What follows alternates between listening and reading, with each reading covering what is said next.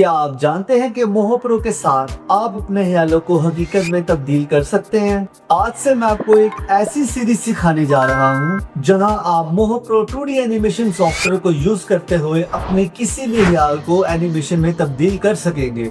अस्सलाम वालेकुम दोस्तों, मैं मोहम्मद तौसीफ आपका मेंटोर और आपके लिए लेके आया हूँ मोहो प्रो 2D एनिमेशन की एक ब्रांड न्यू सीरीज, और वो भी उर्दू जबान में। मैं आपको इस चीज की गारंटी देता हूँ कि हमारी सीरीज देखने के बाद आपको मोहो प्रो में किसी किस्म का कोई भी प्रॉब्लम नहीं रहेगा। तो बिना टाइम वेस्ट किए जल्दी से अपनी क्लास में चलते हैं और एक्सप्लोर करते हैं इस ऑसम सॉफ्टवेयर को।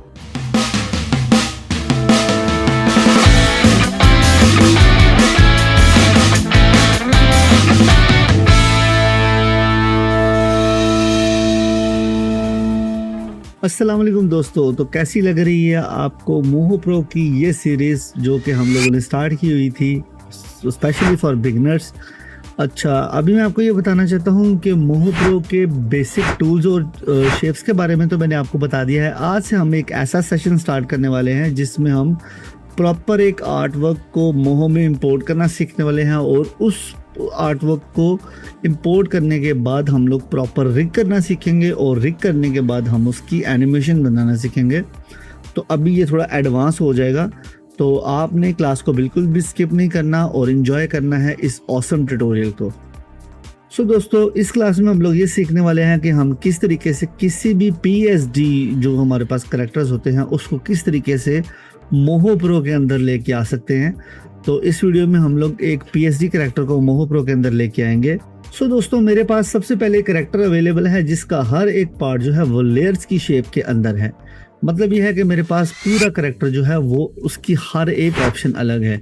इसको मोहो में लाने के लिए अगर मैं सबसे पहले यहाँ से आता हूँ फाइल में और यहाँ से इंपोर्ट पे क्लिक करूँ, और अगर मैं यहाँ से फॉर एग्जांपल इमेज पे क्लिक करूँ तो मेरे पास यहाँ पे उसी कैरेक्टर की PSD अवेलेबल है। जैसे ही मैं इसको इंपोर्ट करूँगा मेरे पास यहाँ पे एक इस तरीके का सा मेन्यू बार आने वाला है जिसके अंदर लिखा होगा सिलेक्टेड लेयर है, कंपोजिटिंग है या इंडिविजुअली है।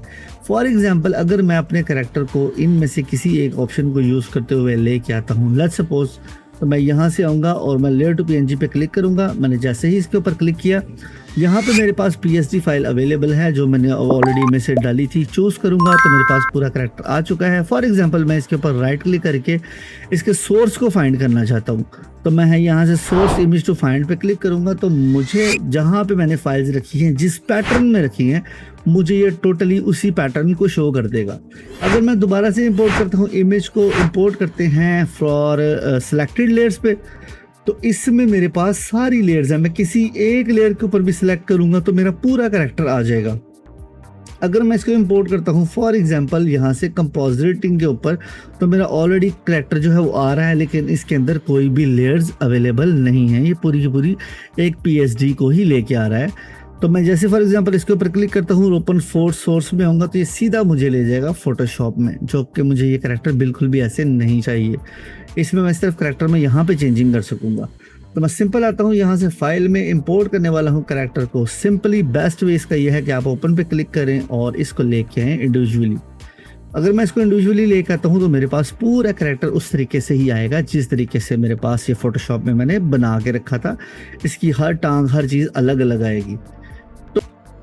अगर फॉर एग्जांपल दोस्तों आप इलस्ट्रेटर की फाइल को लेके आते हैं इसके अंदर, तो हम लोग सिंपल यहाँ से आएंगे फाइल, इंपोर्ट और वेक्टर में आएंगे। यहाँ से हम इन तीनों फाइलों को लेके आते होते हैं, लेकिन हम सबसे मेन SVG फॉर्मेट को ही लेके आते हैं प्रो जो है इसके अंदर, मोहो प्रो के अंदर।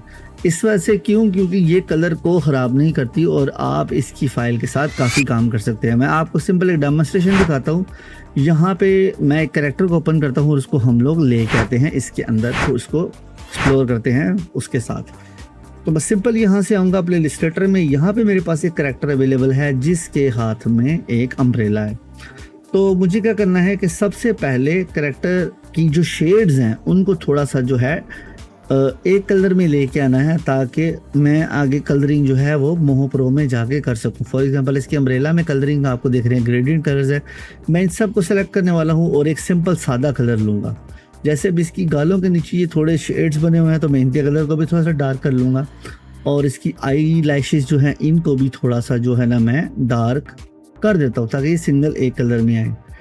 अब एसवीजी में बेसिकली दो ऑप्शंस होती हैं। फॉर एग्जांपल अगर मैं यहाँ से आपके सामने एक स्ट्रोक लेता हूँ जिसमें एक ही पॉइंट है और मैं एक और स्ट्रोक लेता हूँ और इसकी स्ट्रोक को हम लोग जो है वो चेंज कर लेते हैं, लाइक यूनिफॉर्म से इस तरह से कर लेते हैं।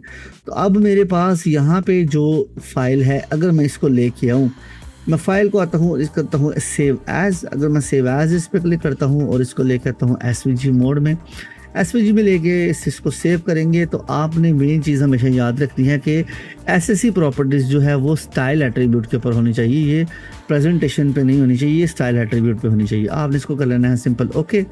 अब आपका कैरेक्टर सेव हो चुका है। अब आप आएंगे सिंपल से फाइल, वेक्टर और एसवीजी में और सिंपल अपने कैरेक्टर पे करने वाले हैं क्लिक करूँगा तो कैरेक्टर मेरे पास आ चुका है। आप एक चीज़ नोट करोगे, जहाँ पे मैंने स्ट्रोक ली थी वहाँ पे मेरा कैरेक्टर जो है उसके अंदर मल्टीपल स्ट्रोक से मैं ऊपर नीचे चीज़ों को कर सकता हूँ, लेकिन जो सिंगल स्ट्रोक थी वो सिंगल स्ट्रोक की शक्ल में ही आ रही है। तो इस तरीके से हम लोग जो है एसवीजी कैरेक्टर को लेके आते हैं ताकि हम उसको यहाँ पे लाने के बाद जो है वो कर सकें मज़ीद उसके साथ काम। तो मैं इसके नाम को सिंपल यहाँ से चेंज कर सकता हूँ। मैं एक और वेक्टर लूँगा, उसके साथ हम लोग मज़ीद कर सकते हैं। मैं इस पर सेलेक्ट करने वाला हूँ। फॉर एग्जांपल इसके बालों को मुझे उसी लेयर में डालना है। मैं राइट क्लिक करूँगा यहाँ से न्यू वेक्टर और पोनी टेल के नाम से इसकी टेल रख लेता हूँ, जैसे टेल इसकी नीचे आ चुकी है। इस तरीके से मैं इसकी सारी लेयरिंग को इधर से उठाता जाऊँगा इसकी मेन फाइल से Ctrl+X से और उसमें पेस्ट करता जाऊँगा। तो दोस्तों ये थी एक छोटी सी class about how to import your character in Moho pro proper तरीके से। तो आई थिंक आपको इसकी समझ आई होगी। अगर समझ आई है तो प्लीज़ चैनल को सब्सक्राइब करें और मिलते हैं नेक्स्ट क्लास में।